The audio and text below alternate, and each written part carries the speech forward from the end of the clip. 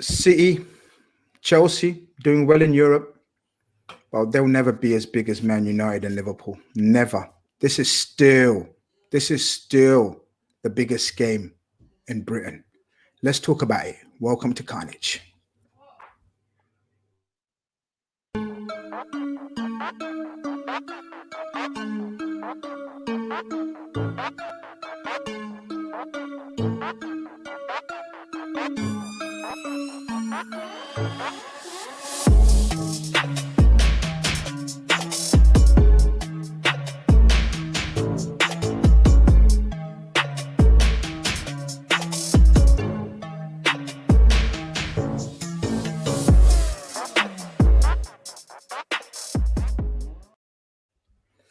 Yes, welcome back to another episode of Khanage. Khanage, people.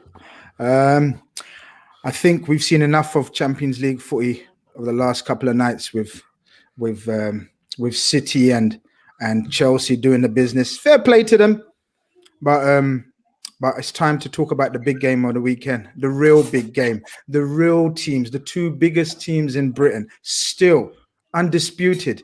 And I've got a team together to talk about it today, and everyone knows Saeed, but Saeed, welcome back to my channel. You know what I mean? I know you've been a busy man recently, and I know you've been fasting as well, but so I really appreciate it, brother. No, man, always, man. You know what I mean? It was a good chat last time, man. Yeah, man. Big up to everybody who's tuning in right now. And yeah, man, hopefully a good show.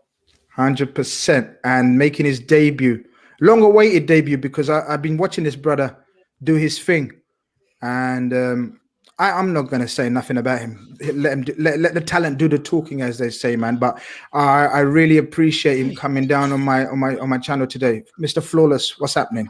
Yo, first and foremost, love for having me. Secondly, that's fire as well. Man said, let the talent do the talking. Oh, that is simple.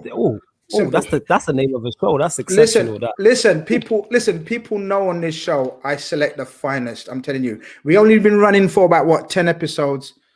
And you know what? Every episode, every caliber of guests gets better and better and better. So welcome aboard, pal. Yeah, man. Big up for having me, man. Much appreciated for the invite. You already know. I'm looking forward to this. And you know what? We talk about all that hype and big up and talent, and then I have to go to my co-host. I'll get at those elite levels. Don't worry, soon. I'm joking. Soon. My brother from another mother, all the way in California, my gem, my diamond. Yeah, Avi, what's happening, brother? Blessed to be on the show with you three. Just to big up my guy Jesse Marsh. He got the Red Bull Leipzig job today, so Americans making the headwaves in Europe. So hyping up the Americans, always hyping up the Americans on this channel. I like it, but it's okay. It's a platform. If people don't know, people know Avi's sitting out in California wearing his TJ Hooker leather jacket. You know what I'm saying? So, what is it? Is it cold out there? What's going on? Why are you wearing a leather jacket on my show? I mean, I know special occasion that, but it's 23, isn't it? 23. You're a bit overdressed, man. Look at us, man. The rest of us wearing. Today. Huh? Saeed's looking fresh today. Saeed's had a shave, looking fresh with the hair, the fade. He's looking representing San Diego, man. Exactly, man. Big up San Diego. How far are you from San Diego? About a 2-hour flight. 2-hour flight. Yeah, about a 5-hour drive. 6-hour drive. Yeah, man. We are here. Okay, but yeah, listen, guys. I said a couple of things in the intro, and one of them, and the main things I said was, this is still the biggest game in England, Britain, for that matter. I'm going to come to you, Flawless, first, because you're my guest, and I always do that. I like to put the pressure on the guest first to see if you can handle it. Yeah, but is this really the biggest game in Britain still? Are these two? Okay, two separate questions. Is this still the biggest game in Britain? Still? And are these two still the biggest clubs in Britain? Is it the biggest game in Britain? Yes. I don't think there's one bigger. I don't think that there's one that comes to mind that I can say where the rivalry is bigger. Yeah. And what was the second question again? Sorry. Is it are these two clubs still the biggest two clubs? We're still the two biggest clubs. We're not the most successful, but that's where people get get that misconstrued. Like you can be a big club and not be successful, because the certain clubs like Manchester United are still a massive club. Are we successful at the levels where we want to be? No. Liverpool, when they were going through their title drought and wasn't winning much, was still a massive club. They just weren't successful. But yeah, both still juggernauts, and that it's going to take a long time for a Chelsea or a Manchester City to catch either of us. We're still both clear, I would say, definitely. Okay. Saeed, what are you saying about that? Is Flawless right?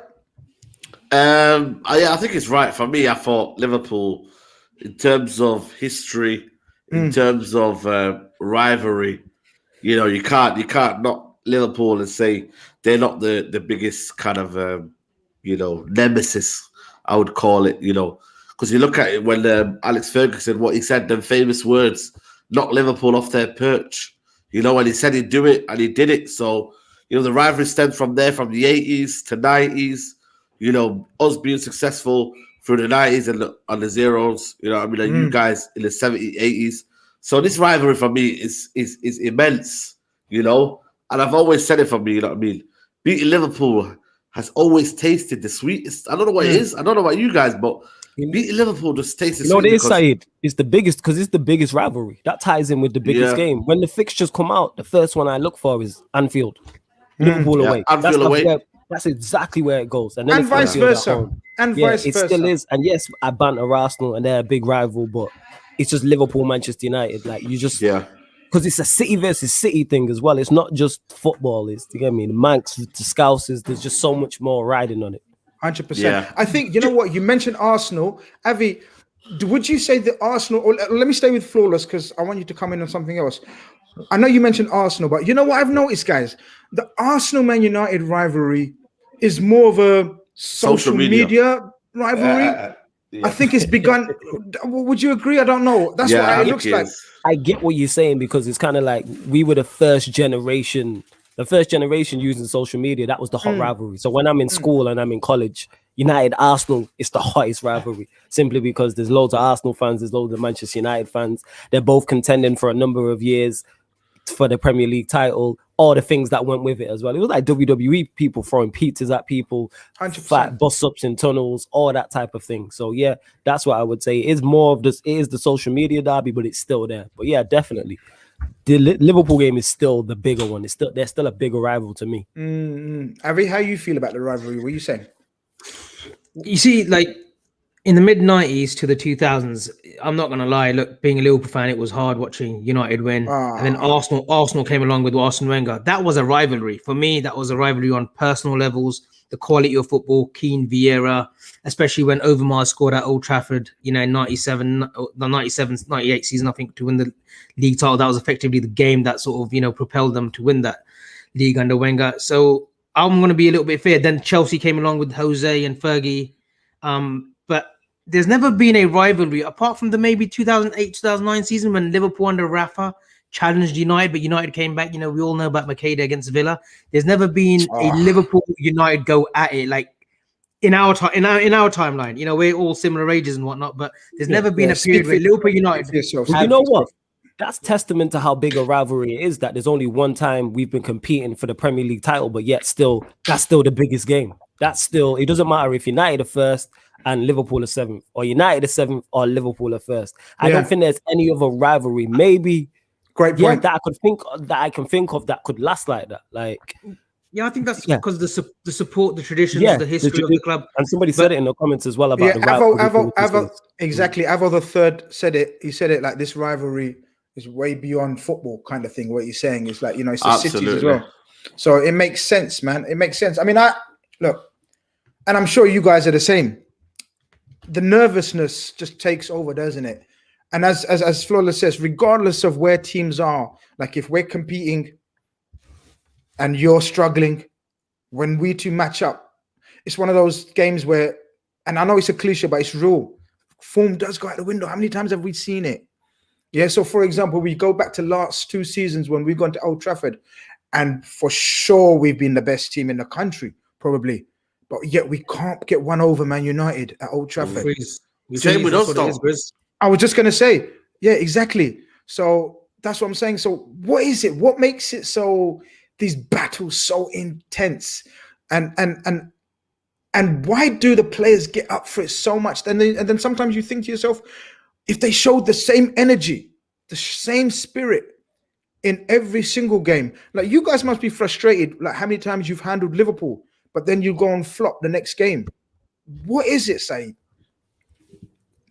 I think it's crazy because there's been iconic moments. I think the one about Gary Neville when he was in the fans, and it was like, I think that's famous icon of him kind of goading the Liverpool fans, him kissing the badge. Yeah, last minute winner as well, wasn't it? Rio Ferdinand. Yeah, exactly. Yeah. I think for me, I think the fans' emotion take control of the game. I really do. I think a lot of fans don't want to lose the game.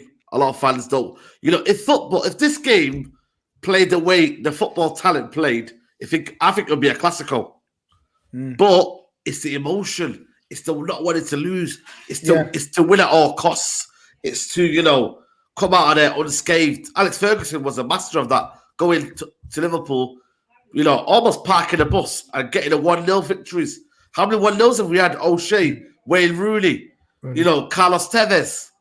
You know what I mean? There was too many 1-0s in there. So, I feel like for me, I think the emotion of the game, I've never, ever gone to a Liverpool game and thought, what has been their best performance? I think the Quan Mata one, when we won 3-1, was one I thought, wow. When he turned Anfield into one field. Yeah. One field, you know what I mean? I remember that. Apart from that, I can't remember a game where we've dominated at Anfield. Or like vice versa. At Old Trafford, okay, maybe the 3-0 when Van Persie scored. The one 2-0 when Rooney scored. Like, there's been a few moments, but most of them have been nervy. It's been, I just want the game to end. Yeah. So that's 100%. What I feel like. The emotion of the game has took charge of the actual football. That's why we never enjoyed it. Like you, Grizz, now, I feel like with you now, I feel like you just want the game to end. I want Liverpool getting 1-0, get out of there. 100%. 100%. You're right. No, I know what you mean. It's not a game for the entertainment purpose. No. Yeah, it's not. There's never. I can't even remember a good game between us. Can you guys? I don't know. Help me out here. 95, 96, 3-3. You're going way back. You taking it back, yeah. Did Paulin score the equalizer for Liverpool, isn't it? No, that was a 2-2. That was a 2-2. That was the 2-2. A few years later. Yeah, the 3-3 was Nigel Clough scored 2, and then Neil Ruddock scored the third. We went 3-0 down at Anfield. Yeah, you 3.5 time. Okay, so the one I'm talking about is when Dennis Irwin scored the free kick. Dennis Irwin, yeah. Okay, yeah. Go on. I can't hear. Apart from that, I can't, like, in recent times, like, let's stick to the last 10 years, innit, Avi? I know your 4-1, baby. I know you're encyclopedia, man, but come on, man. Like, why are you going back black and white shit? SJ has made a great point. It's turned into a very cagey game now. No one wants to lose. It's cautious approach from both managers. From both managers. Yeah. And that's rare for Klopp, guys. Because this is one game where I've criticized Klopp when he goes into these games, even when we've been the top dogs, we've gone into these games with a cautious approach because of the record, because of the the name. It's often said that Klopp plays the name and the crowd as opposed to your team, because you've had some dead teams in the last few years, but we still haven't been able to do you. And it's vice versa. Like when you guys came over to us this year, we thought you're going to beat us. Nice. You're going to play attacking football and take the advantage of our no centre-backs, no midfielders when you played us. But you went cautious against us. Yeah. Avi, is it, as you say, is it a case of just pure not wanting to lose first? And that's why these games are so kind of... Are they tactical? Or is it just negative? A lot's on the line, Grizz. That's what it is. A lot's on the line. I remember when Jose Mourinho, when the second season he had brought in Lukaku, and they came to Anfield, and they had a good start to the season, and he literally parked the bus. He just didn't want to win, and that derailed the confidence in the players. And that's it. They went into a downward spiral. Like, I know they finished second to City that season, but it just, if they had gone out there and been a little bit more expansive, they would have got the winner against us.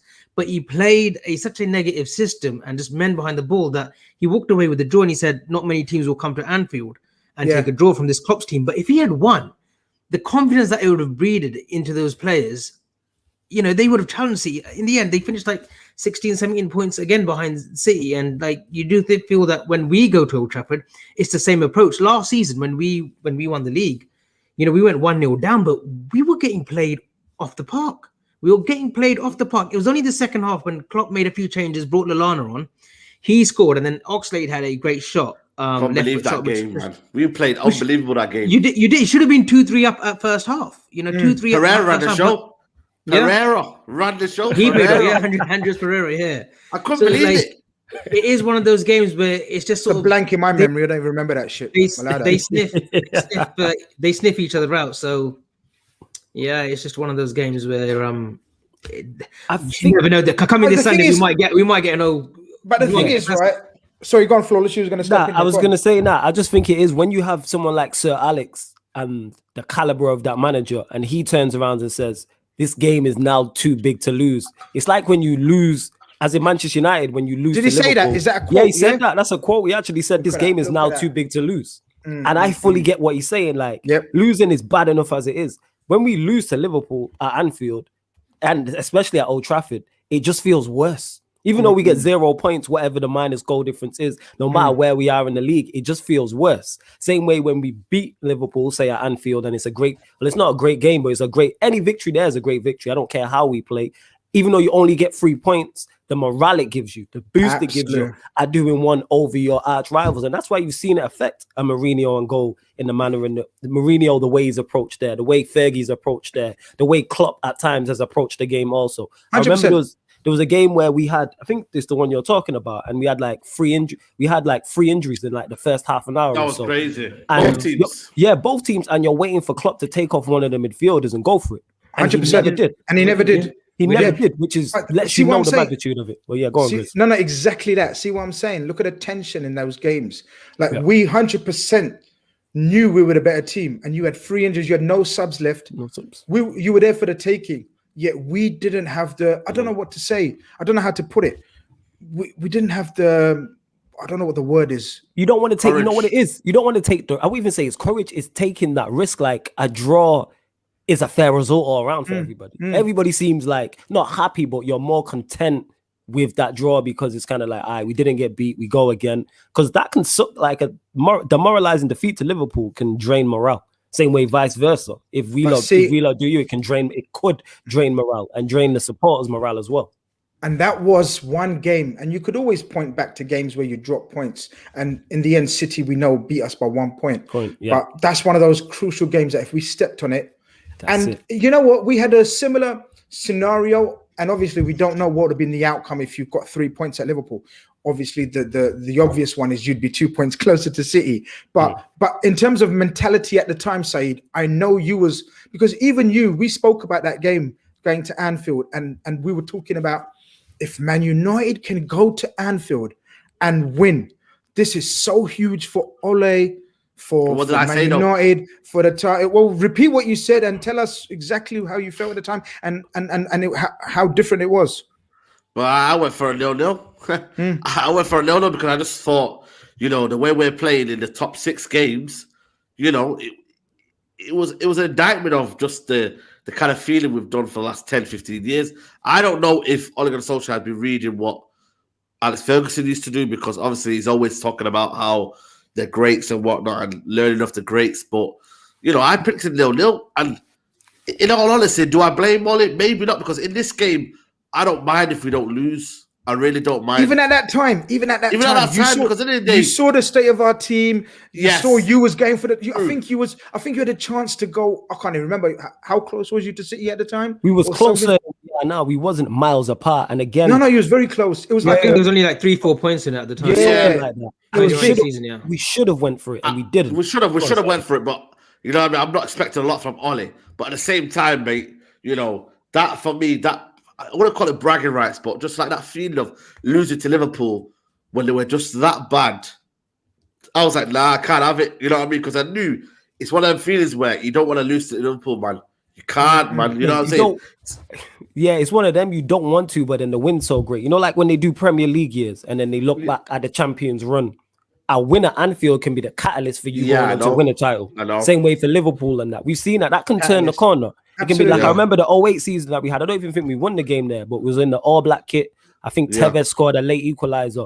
I remember that being like very happy with that draw because it's a momentum shifter. It builds momentum and it gets you started because there's nothing better than getting a good result over your biggest rival. And like we're talking about here, that game is fans are back, I mean, not when fans are back, when fans are at the stadium, there's always tension. Doesn't matter where they are in the table. There's not every big game has that. 100%. Not every rivalry has I think this is the most biggest game where the crowds at either ground play a huge influence. Yes. Absolutely. Huge influence. Before we carry on, Mod, step it's up the only game. Man. It's the only. It's the only. One second. Avs, 1 second. People in the chat, there's a lot of spamming going on. Mod, I'm blocking step them. it up. I'm blocking. Yeah. Grizz, We don't need shitheads like that, man. Come on, this is not the show. You know what I mean? Just a thing on the United and Liverpool game. The fans. I think it's the only time where United fans actually pipe up. Old Trafford. Like mad pipe up. They go mad. Usually they're quiet with their prawn sandwiches, isn't it? As quoted by Roy Keane. So I want the rest of the stadium. The Stratford end's always wild, but I get your point. But that's an easy game to get up for, and the same for the players. That's why you see better performances from the Liverpool. Manchester United is an easy game for both sets of players to get motivated and get up for. Yeah, I mean, you can write your name in history. We still sing Diego Forlan's name to this day. Yeah. Just because he scored 2 goals against you in the early 2000s. I'm saying that. Yeah. Like that's how far it goes. It means a lot. And I know you, Saeed, you mentioned your manager and you didn't expect anything of him. So what we're rolling on, I don't know, a few months since that game. And I know your feelings. I know your feelings, but I know your feelings proper about your manager and shit. But I want you to just talk about your manager now. I'm going to give you a couple of minutes to talk about the job he's done, because look, then Avi's going to give the outside view. We want the inside Man United fans view of what he's done, because I don't know, why is it looking so harsh on him? Go on, talk to me, bro. Looking so harsh, mate. It's Man United Football Club. You know what I mean? Love that. The thing is, there's 2 ways of looking at it. 2 ways. Statistically, you would say he's improved on the squad. Statistically, statistically. But Grizz, you know what I mean? I watch football for the pure art. I watch football for the entertainment. You know what I mean? I grew in football. I grew in love with football, watching the great United of the early 2000s, watching Arsenal. I was watching every type of football, Barcelona, Real Madrid, whatever. So for me, winning, it comes at a cost for me. It comes at the cost of, do you enjoy winning? Do you enjoy watching football? And I'm a man of my principle that I need to enjoy the football I'm watching for me to have the satisfaction. Because I told Flawless in there, I said, football is satisfaction. And I won't describe the rest of the bit. Saeed, you've had a bad 7 years if you were just watching United for the football, mate. Wait. Mourinho. Saeed, why are you not delivering a shit show after a shit show, one after another? Saeed, why are you not delivering the full quote, man? That you said. No, can't do the full quote, you know what I mean? Halal settings, you get me? No, it's after 10 and it's Khanage. Do your thing. Yeah. But I'm just saying,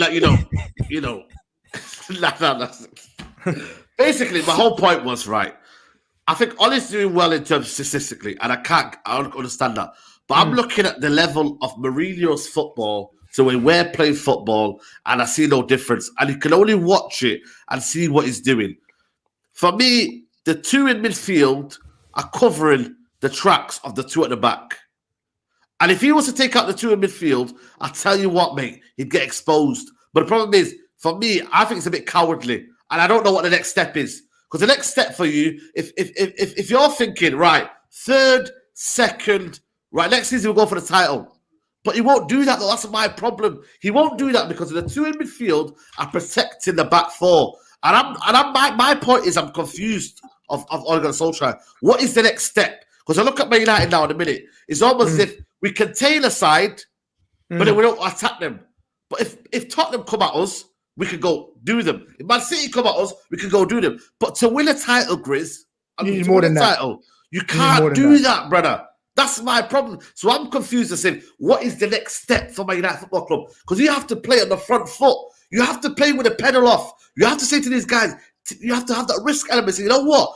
To win these 10 draws we've had, if you look at mathematically, convert you lose a couple of them, win a couple more, you never know where we could be this season. But Ollie doesn't look like it like that. He says, but we're unbeaten.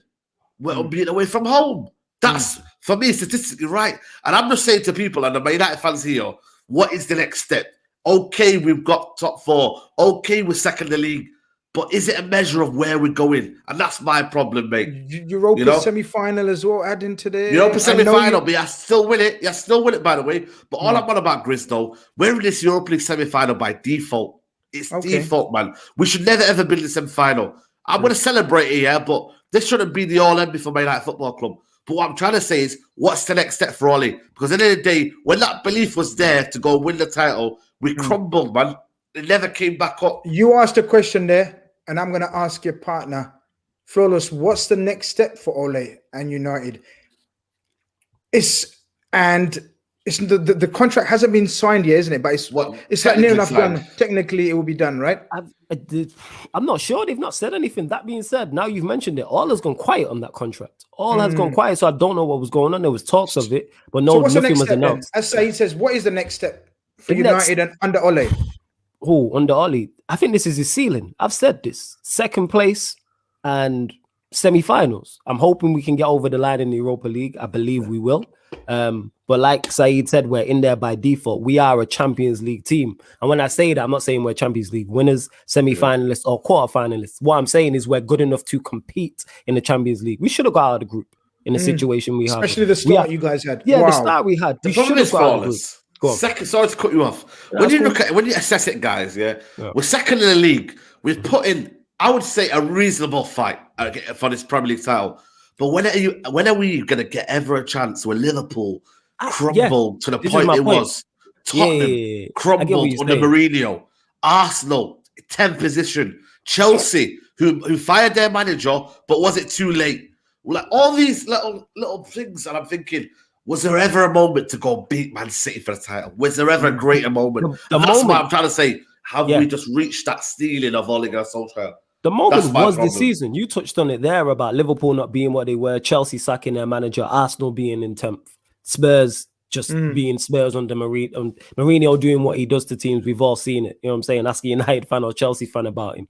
That being said, yes, this season was the one to go for it. I've said this before. Do City have a better manager and a better squad than us? Yes. But are we able to compete? Of course, we are currently 10 points behind Manchester City. We dropped 4 points to Sheffield United. We dropped 2 points to West Brom. We played Arsenal twice and dropped 4 points to them. So that's what? That's like, a lot of points. Yeah, you're talking all double figures amounts of points. We could be arguably 4 points clear of Manchester City right now. And yes, football doesn't work like that. You don't win all your games. What I'm saying is, I don't think it's unreasonable of me to think we should beat the worst team in the Premier League and the second bottom get 12 points from, get 12 points from both of them. We should be getting 6 points from each of those two games. I'm sorry, innit? So if you add 12 points onto our total, then we're much closer to 100%. Manchester City. And that's my whole point. What Ole has done well, though, is he has improved. He came in, he improved morale, and he improved the squad. And the squad he leaves for the next manager is much better than the one he inherited. And we're not that far away in terms of, I think, the squad. I think the manager's now the issue, because people say Manchester United have a great summer, blah, blah, blah, and get a centre-back, holding midfielder, right winger. I don't trust Ole to implement those players correctly, because we have a £40 million Dutch international central midfielder playing, and he doesn't know what to do with him. So who's to say if we get a DM, he doesn't know what to do with him, or a winger, or a centre-back, etc. So that's my thoughts on it. Avi, listening to these two brothers, you'd think they're in a relegation battle, man. Like, how are they going on harsh? Are they going on harsh, or have they got a point? No. What's your? Let me finish the question, there, brother. Let me finish the question. I know we're going to ask, though. I know. I'm going to switch it up now. Now I'm going to switch it to confuse you. Like, now I'm going to switch it up. But what I'm saying to you, right, is, are we happy for them to keep playing? Or 100%. Do we see? Yeah, Grizz, 100%. Yes. Look, Ole's been riding off. And that response tells you all you need to know. I haven't met a rival fan that's Ole out. Ole's been riding off that run that he had when they beat PSG away and they went on an 11-game stretch. He got the contract. Fan pressure. I believe fans were like, look, he deserves a contract. He deserves the media. Really? Gary Neville. Yeah, Gary Neville. Not the fans. Rio Ferdinand famously said on BT Sport, give this guy no matter how many dots you want, let him on the side. Yeah. He's taking us to the top, rubbing his hands together, right? All he's at the job. He's winning the European Cup, whatnot, right? Got into the summer. They spent a bit of money, right? They backed Ole, right? The board, they got the players that not maybe he wanted, but they got him players, right? He had another sort of dodgy run, but somehow he pulls out something, a rabbit out of the hat. They go on another sort of 10-game winning run. And things are starting to, okay, you know, maybe Ollie will get us into top 4. He got them into top 4. So people would have thought, and the board would have said, look, to be honest, he sort of passed that first test. He's got us into top 4. This season, they spent a bit of money in the summer. They got that Atlanta wonder kid, Ahmed Traore, who came in January. And again, he's sort of a bad boy, you know. He will be a bad boy. He will be a bad boy. We'll come to that. We'll come to that. And he's suddenly got Pogba playing, Bruno Fernandes, Luke Shaw. He's been revitalized under Ollie. And all of a sudden, give him credit for it. Who gets the credit for that? All of a sudden, not Ollie does, but all of a sudden now he's got United into second, so he'll be there for the foreseeable. Man United, and I'll say it on air now, and you can clip this video, will never win the league under Ole Gunnar Solskjaer. They'll never win the league. Right? They'll never win the league. They can buy Sancho in the summer. They can buy Mbappe in the summer if they wanted to. They won't win the league under him. They just won't. No pushback from me. When you've got managers like Poch available, you had Allegri available. Allegri's a very underrated manager. I don't know why in England he's not had his chance, right? You had other managers, Nagelsmann. There's a few floating around in Europe. Tottenham are getting Ten Hag apparently now. Fabrizio Romano's tweeted. Ten Hag from Ajax. Really? Yeah, mate. Yeah. You know, some breaking news on Khanage. So you do think that, you know, what's the next step? The next step is they'll probably want a serious title run next season. They should be pushing City. Will they push City under Ollie? I can't see it. No pushback. So if that's the case, right, and like, but it seems like the owners are happy with Ole, yeah, and this is we're going to segue into the owners, and this is Saeed's favorite topic, right? Because we're talking about, so if Ole is going to be given a new contract, and we know likely he will, because you can't get rid of a manager that's reached the semi-final so far, possibly the final, because Roma ain't no bad boy team. Roma ain't that good anymore. So possible chance of Europa League final and a second place cert. It doesn't seem like you're gonna sack the manager. Is that a weakness from the owners? And because is there a sense of your owners don't really understand what they've got in Man United? Do you feel that, Saeed? I think they don't understand anything, mate. You know what I mean? Like, let's be honest with you, mate. You know, I don't know if they understand football. I think for me, it's I think they're fulfilled with Ole. I think they've got the right business plan. And I say business plan because that's all they see football. The right business plan for a person to come in who knows the people, knows the community, you know. He knows what it's about to be Man United. And it's the perfect kind of, you know, fit. You know, I mean, whether I like it or not, it's the perfect fit. And they've got the person now. Because I was thinking, right, why did they appoint Ole Gunnar Solskjaer when so many people at that time were available? You know, so many people were available at that time, and but it was all right at the time, though. But he was the perfect caretaker manager at that time. Yeah, at that time, yeah.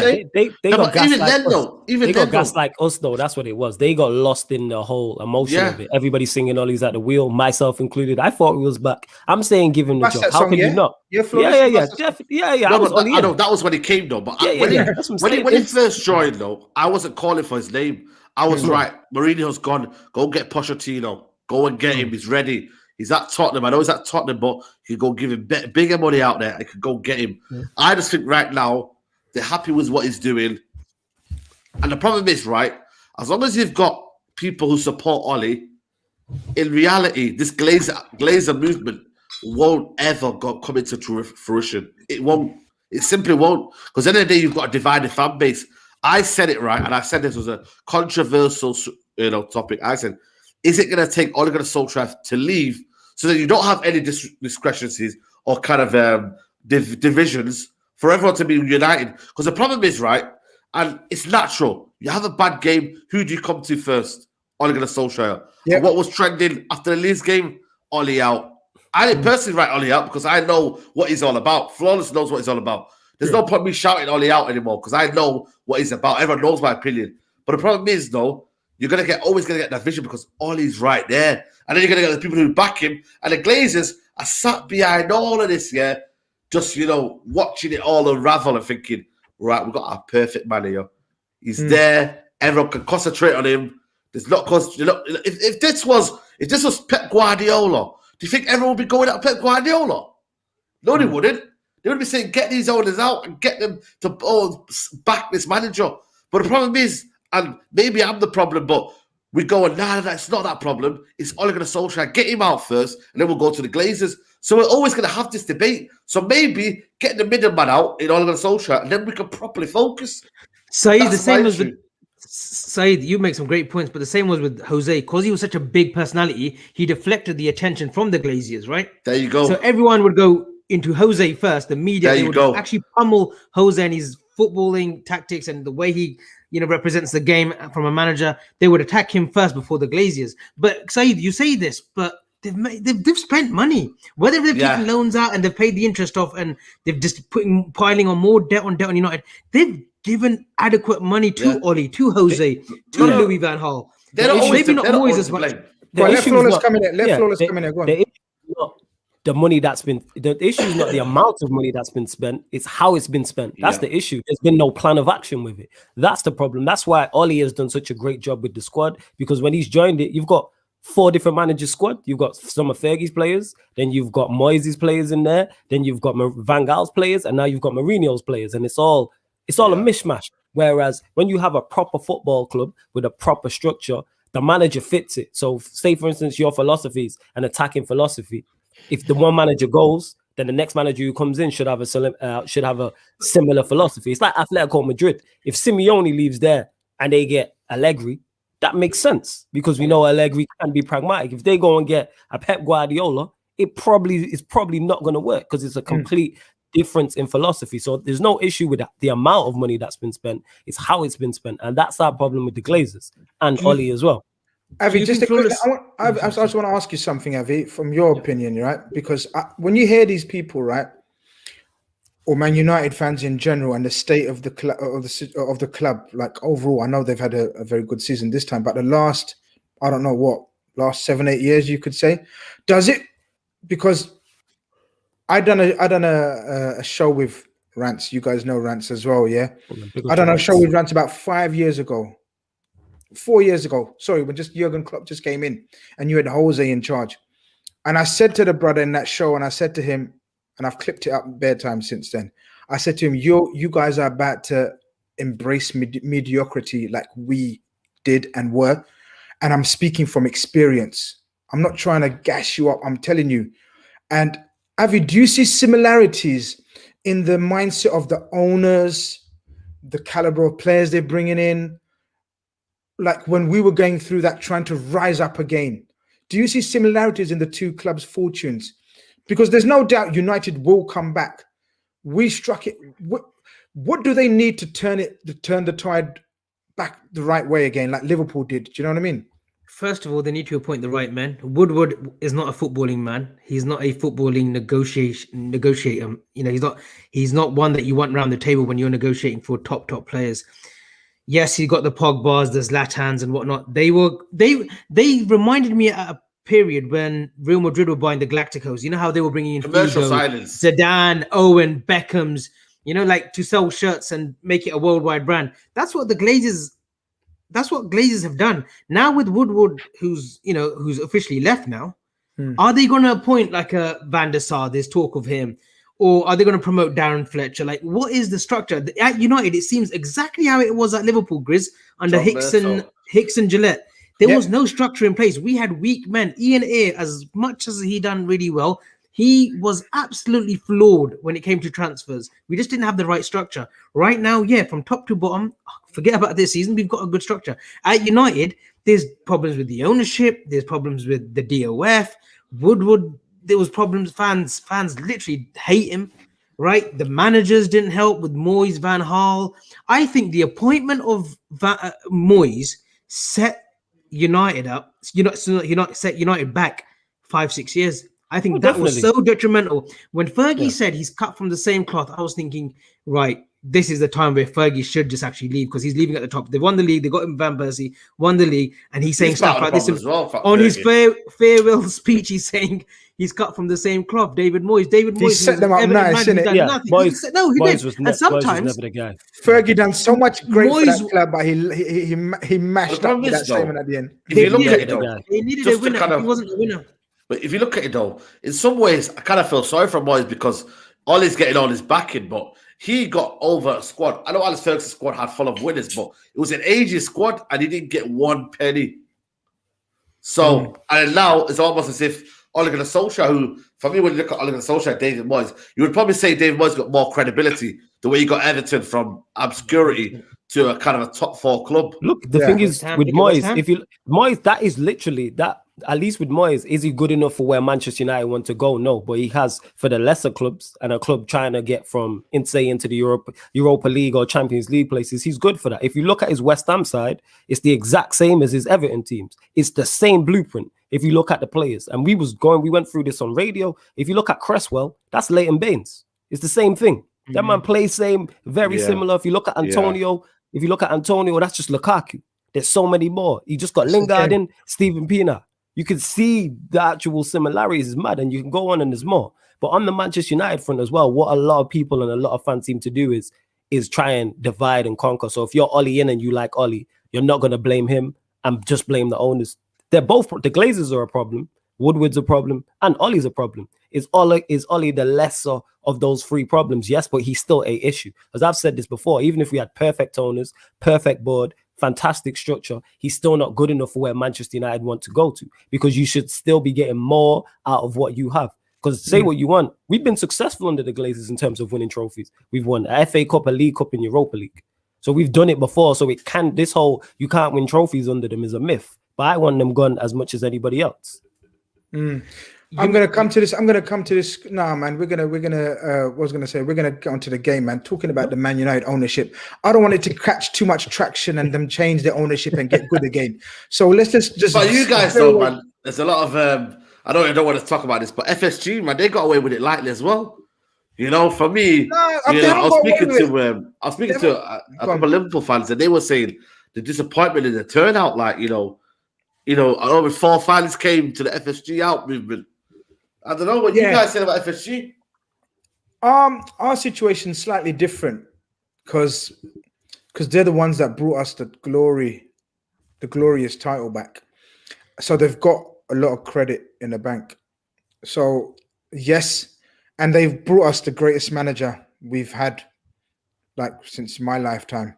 So they've got a lot of credit in the bank, Saeed. I hear the mashup, the fuck up with the Super League. I hear all that, and they've made major mistakes in the past as well.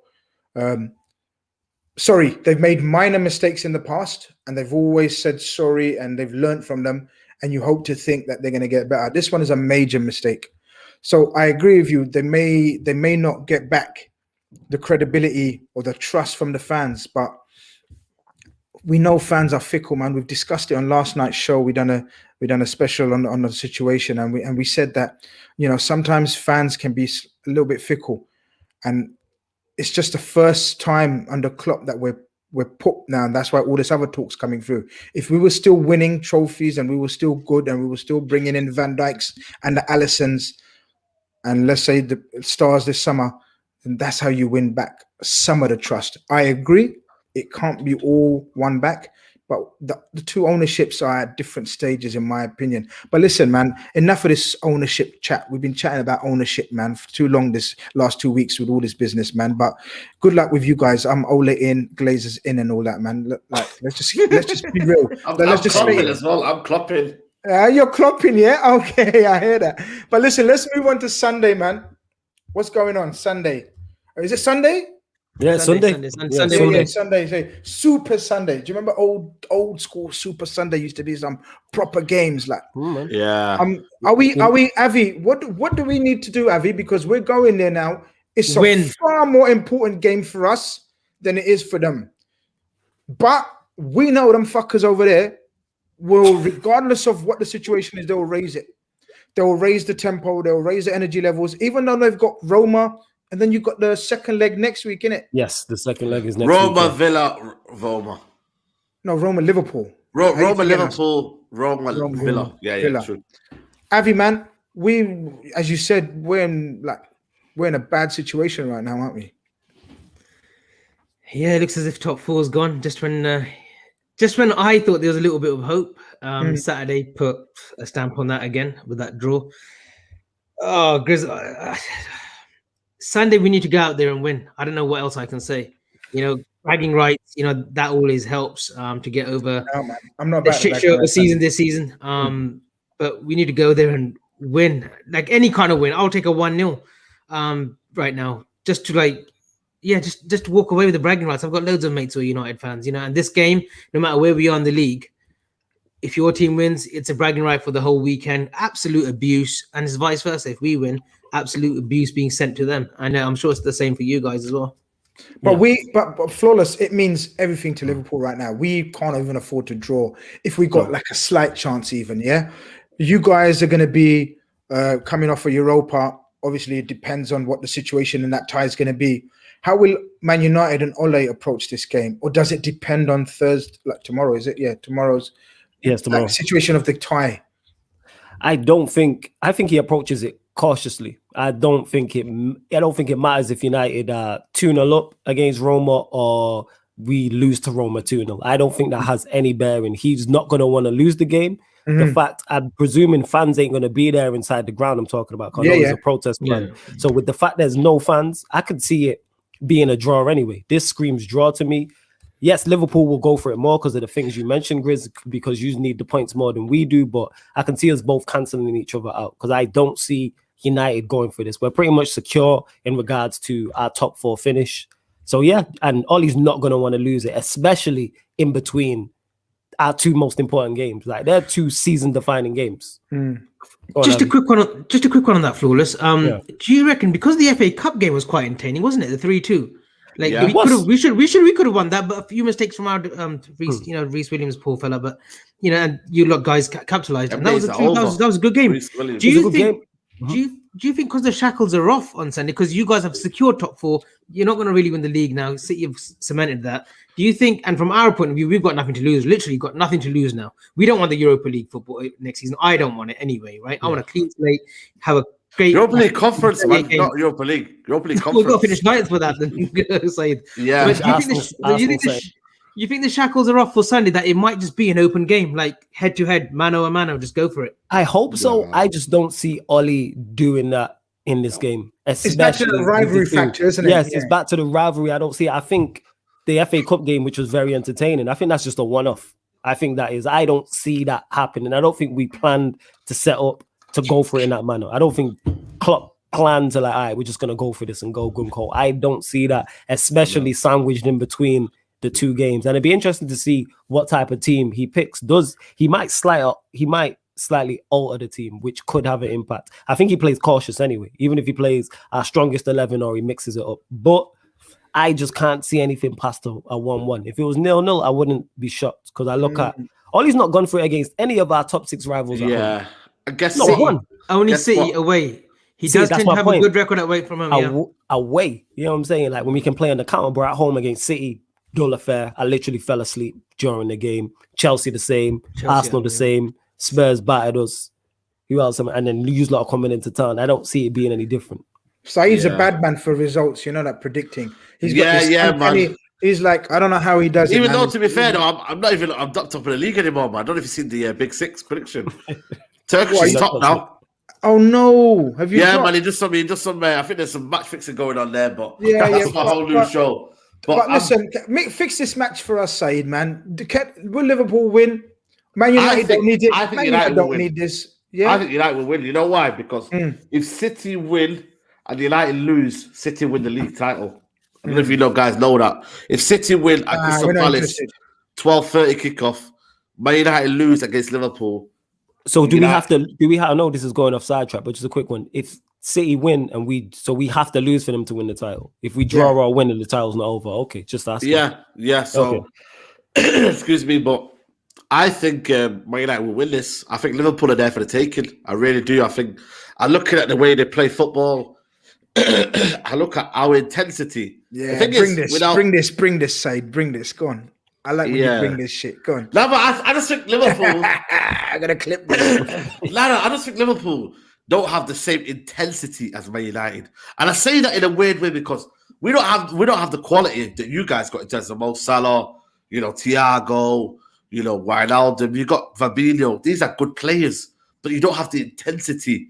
You don't have that kind of what United are full of energy, man. I don't think Liverpool can cope with that. I think Liverpool couldn't cope with it in the other game. I don't think you can cope with it now, and that's why I'm banking on Man United to have more energy, to be in that midfield, right? It might be McTominay and Fred, yeah, but they somehow will pull out a performance at Tottenham. You see that at Tottenham and Dombele and Højbjerg, they couldn't do anything. Pogba was in there causing havoc. Bruno causing havoc second half. I think Man United have got this over Liverpool, you know. And I'm going to go as far as 3-1 United. Whoa. I really do. Yeah. No, he does that. He does that. Yeah, Grizz, you got to clip this. This dog's brave. No, man, he's brave, man. I'll rate him. But I'm going for it, man, because I feel like Liverpool, man. Okay, I don't see the threat, man. I'm not scared of Liverpool, man. I'm not scared of him, look, he's got every right not to be scared right now, man. Yeah, that's right. I understand that. But 3-1. Avi, what's your prediction? What's your prediction, bro? I don't normally. Do you really want me to go there? No, don't be realistic in a little bit. Like, you know what I mean? You haven't predicted one game ever, like even remotely close. Like, you know, like sometimes I hate this game. You know what I mean? Like, be realistic in it. Like you know what? I'm gonna go. Grizz, this guy predicts 4-0 and 4-1s every week for Liverpool. So like, wow, yeah. It's the weed out here. I'm telling you, it's the weed out here that I smoke, man. It's something else. I rate the optimism, man. I rate the optimism. No, I think I really do think the shackles will be off. It will be similar to the FA Cup. It has to be. Yeah, and we've got a huge point to prove. We really do. And this game can sort of bring a little bit of joy in a disastrous season. And I say that as well. I fancy us to win 3-1, actually, at Old Trafford. So, yeah, I'm going to go with 3-1. 4 goals. I think what's going on here, man? We'll score first. I'm telling you, he's a Saeed of the Liverpool fan base, man. I'm telling you. I'm proud. I'll take that. I'll take that any day. I'll take that. But listen, you know what? Listen, you know what? I want to do something, and obviously a segment in the show where we always do this. All right, this will be interesting, you know. Flawless, I want you to take 3 players from this Liverpool team. When I say this Liverpool team, I don't mean right now. I mean if everyone was fit. Okay.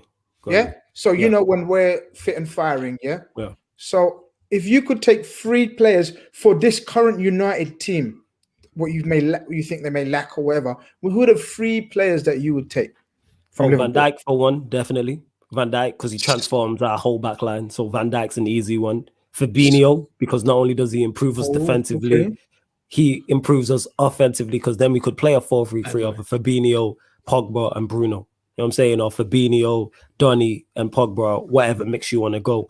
And then the third one, I'd probably go surprise one, third one. I'd probably go Alisson, you know, because he sorts out our goalkeeping issues. So I'd probably go Alisson. I know people maybe expecting me to say Salah, but yeah, I'd go Alisson because De Gea, I don't think can reach them heights anymore. And Henderson, I'm unsure on yet. I've just not seen enough of him. But Alisson solves that. So not only does that improve our team defensively, it improves us offensively as well, even though I've picked a goalkeeper, a centre-back, and a holding midfielder. So that'd be my 3. No Trent in there? No Trent over 1%? Nah, 1% is clear. I'm not asking you yet, innit? You just relax, innit? I'm asking Flawless, man. Before you say, why you always bully Trent? Saeed always bullies Trent, you know. Go on, what it is? It's because we've been hearing about Trent for 2 years, and then when what's happened to him this season, it's kind of like everyone's going to jump on the bandwagon now. When you see what the likes of Dwight McNeil are doing to him, the amount of times he's losing the ball, the Real Madrid situation in the Champions League, etc., etc. But yeah, I wouldn't take Trent simply because I think centre-back, goalkeeper, and holding midfielder are more important areas. That's a fair shot. More important areas for it to improve rather than a right back. Same way we need a right winger. That's why I thought about Salah, but I was like, I'd go goalkeeper.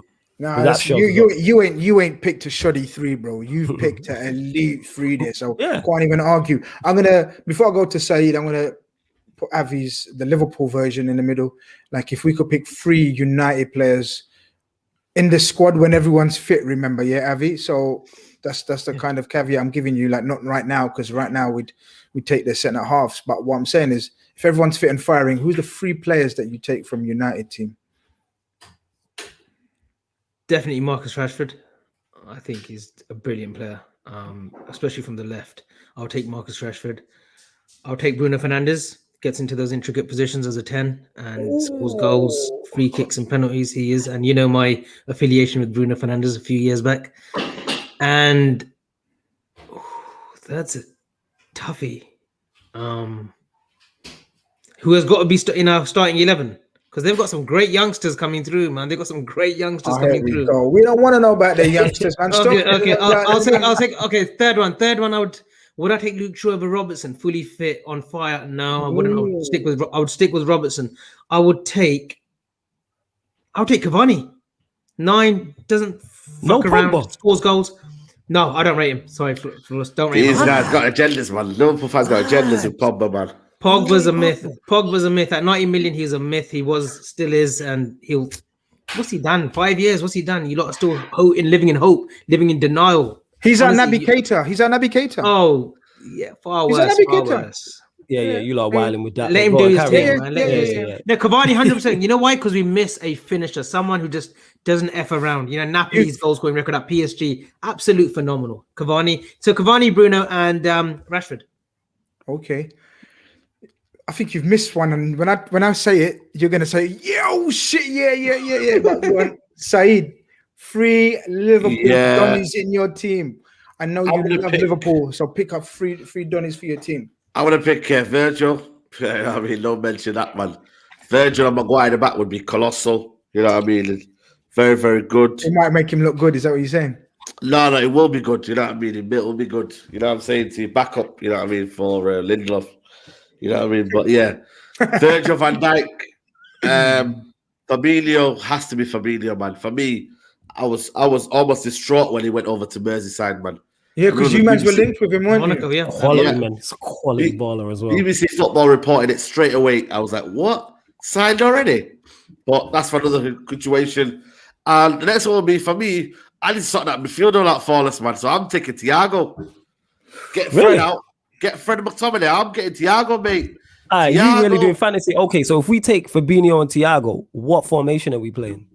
We play 4-2, and then Pogba on the left of the 3. Oh, you playing Pogba on the left? Though? Yeah, man, Pogba on the left, man. You know, you say man. You know the way they have to shoot. Look, this is a world-class player, 90 million, one of the best in the world, but they have to shoehorn him in. No, but he's a left. He plays on the left. He likes to play on the left. He's a central midfielder. Front 3 or left over midfield? No, it's not. Sorry? Left over front 3 or left over midfield? Yeah, do you know what it is? The fact that he's that good that he can play all 3 because he's played holding midfielder for us. He's played as an 8 and he's played as a wide left. What's and his best position? Hit me with his best position. His best position is on the bench. To me, his best position is a free role central midfielder. That's to me though. That's his best. Yeah. That's when he's been at his best. Left of a 3, man. Left of a 3. So hold on. Let me just switch it up here. If Pogba played in a free role like Bruno does Pogba get the numbers Bruno does? Yeah, because he proved it. He did. Look at interim manager Ollie's run, and he was averaging a goal and assist every game. Yeah, that run he went on, he literally was scoring a goal. He was getting a goal and or an assist. Second season of the Mourinho. You know what I mean? Mourinho, where he topped the list for everything. He was our best attacking player and our best holding midfielder. And this season, if you're happy, listen, from a Liverpool fan point of view, right? Let me get out there. I know Saeed thinks I got an agenda. I'm not, I'm not Steve yet. I ain't. I'm not like that. I ain't got that kind of agenda. Don't call me Souness, right? Because I will block you. Yeah, because every time someone says anything about Pogba, Saeed calls him Souness. Yeah, all right. But Souness, Pogba is a baller. He's a good player. He's a quality player. But the issue Liverpool fans, and I think football fans worldwide have with regards to Pogba and United, the affiliation they have with him, or the glorifying of Pogba, is I think you guys put him on that pedestal when he hasn't done enough to be put on that pedestal. He's got the talent, he's got the potential, no doubt he has. When Pogba Let me ask you a question, Grizz. Let Grizz land before you go on. When City brought De Bruyne, he knows where I'm going with this. He knows where I'm going with this. That's why. When Man City brought De Bruyne, did they stop there though? What do you mean? They bought Sterling. They bought a culture around him so he could fit in. Man! Look at him, bro. Look at the culture. You've got Greenwood. You've got Cavani. You've got Rashford. Not now, bro. Wait, remember Steven Gerrard? Remember we had a brother called Steven Gerrard, yeah? Steven Gerrard played with the nastiest footballers. Different era, man. I get what you're saying, but here's the thing. The reason why Manchester United fans put him on that pedestal, and that's myself included, it's not because of what he's done. We know if we are going to win anything. If we know if we're going to win anything, it's on him. If he's at it, that increases our chances, because this season has been one of his better seasons. He started the season poorly, then he was injured, And then since he's come back in, he's been exceptional. He's had so many different clutch moments. The AC Milan game, West Ham, Fulham. They're just three off the top of my head where people are like, they're the only three. That's why. Is he impacting games? Nah, he's got more than that. I just can't remember. That's what I'm saying to you. That's what I'm saying to you. How can you not remember your best players' clutch moments? Over a course of a season. Does he do it over the course of a season? He's done it over the course of this season. Ask yourself that question. Does he do it on the course of a 38-game season? Like I was saying, when he's out, you see the massive difference. He got injured against Everton, and until he came back, you see the massive difference that we didn't create a chance, did we? You see that hell of games where we're not creating chances, and that Spurs is another one. That's 4, and my memory's bad. That's why I can't remember more. But if I check games, I check. Burnley's another one. That's 5. No, listen, that's 5. Look. I'm not gonna sit here and Pogba ain't a good footballer because that's stupid talk. You know what I mean? We're not here for stupid talk. We're here for real talk. But I think if I was a fan of a club, I would want more from my record signing. I would want more for the most talented player in my squad. I would want more from the most hyped up player in my squad, regardless of who the coach is and the players around him are, because other players are performing. But Saeed, other players are performing.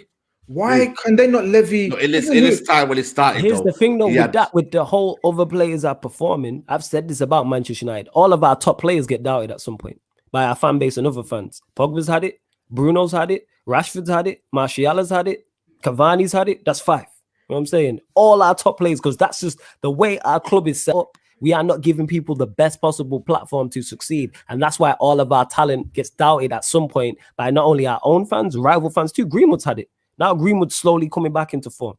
And that goes to show about the manager. That's quality ballers I've just mentioned there. Where and how highly you rate them is a completely different conversation. But they're all talented, but yet they've all been doubted. So clearly the common denominator is the club. I'm gonna say I'm happy if you guys are happy with Pogba's performances at United and the future. I'm happy. Keep Pogba. You know, I'm Pogba in, Glazers in, Ola in. I'm everything in. You know what I mean? Like you guys, you know what I mean? I'm serious. Huh? FSG. I'm going to come because I'm going to read the super chat out from promo FSG out. You know what I mean? I think that's Saeed's burner right there. Thank you for the super chat. He says, I take Greenwood, Bruno, and Pogba easily, and he's a Liverpool fan.